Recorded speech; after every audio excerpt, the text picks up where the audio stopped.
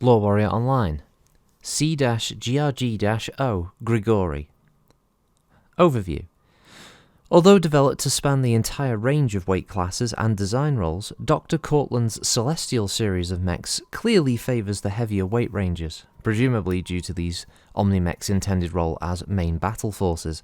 And although it likely would have been easier for the Word to simply develop one Celestial for every weight class, Dr. Cortland apparently saw 6 as a sacred number, not to mention the basic element size of a Wobble formation, and pushed hard to ensure that there would be 6 Celestial Omnimech classes in all.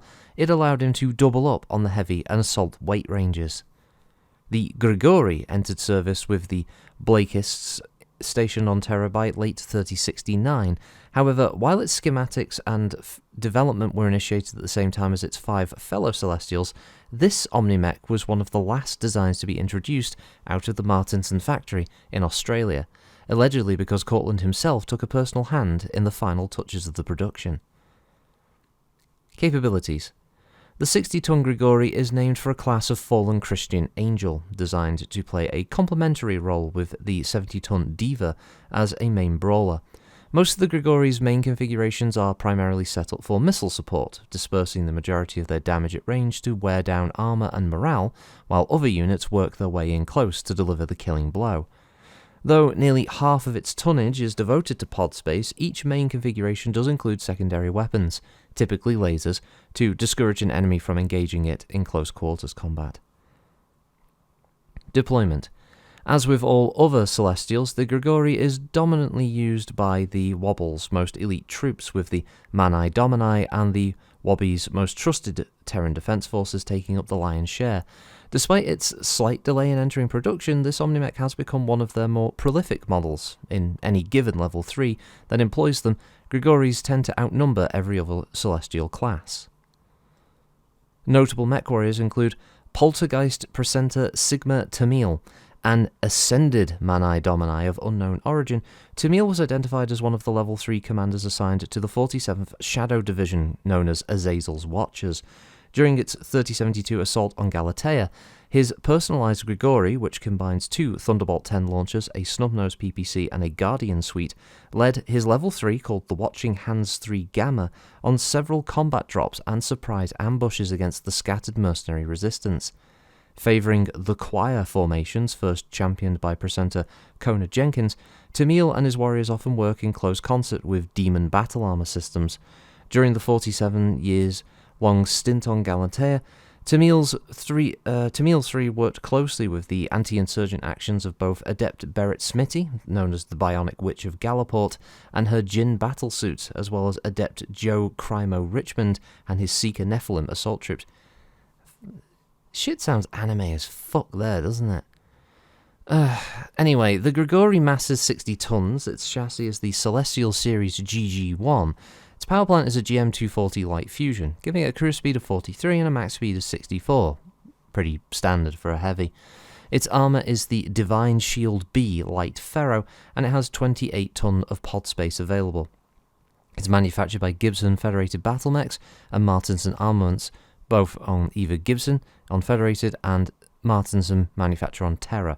Its communication system is Master's Voice Cell Alpha, and its targeting and tracking system is the Master's Sight 1 Omega, a system which unfortunately is in very short supply, as obviously the number of these that are available on the civilian market is virtually nil, and private collectors do fight amongst themselves to try to get hold of one. Apparently they're good. From what I've been told, what the scuttlebutt is around this particular type of system, a lot of the Word's equipment is considered to be quite collectible, esoteric, interesting, and mysterious all in its own ways. Whether it's actually any good remains to be seen, but considering these are a schism of Comstar and Comguard, it's probably a good piece of equipment, all said and done. There are a few, let's say, black market options that are available out there if you really, really want one and you don't mind taking the risk with your C-bills. It is possible to get hold of one of these, though the condition of them might be questionable. But if you do want to be one of the proud owners of a Master's Sight 1 Omega system for your own collection, there are a few ways of being able to obtain one. Stat-wise, it has a engine that gives it 4 and 6, obviously, with 10 double heat sinks for 20 in total. It has 9 armor on the head, 26 on the CT with 9 on the rear, 20 on the right and left torso with 6 on the rear, 19 on the arms, and 26 on the legs.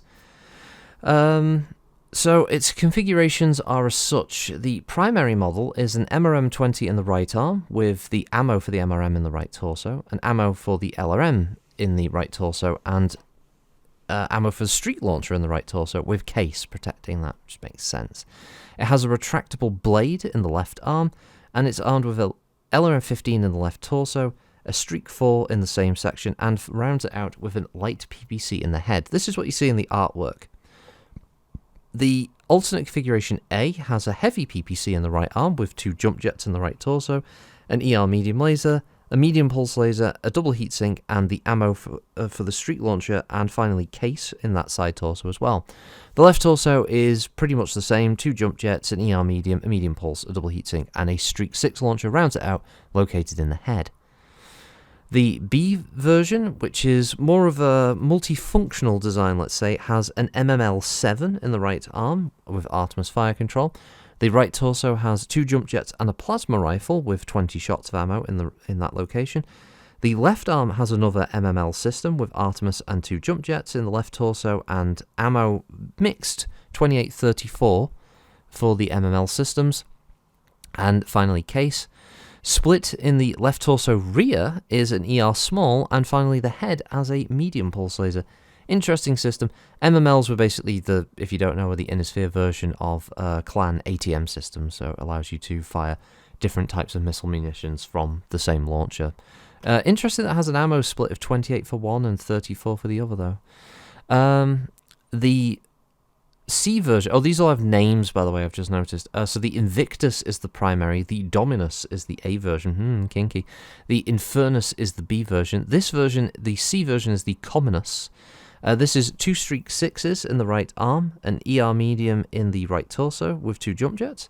The left arm has triple MRM 10s with a left torso mounted ER medium, and then 15 rounds of ammo for the Streak and 24 rounds for the MRMs.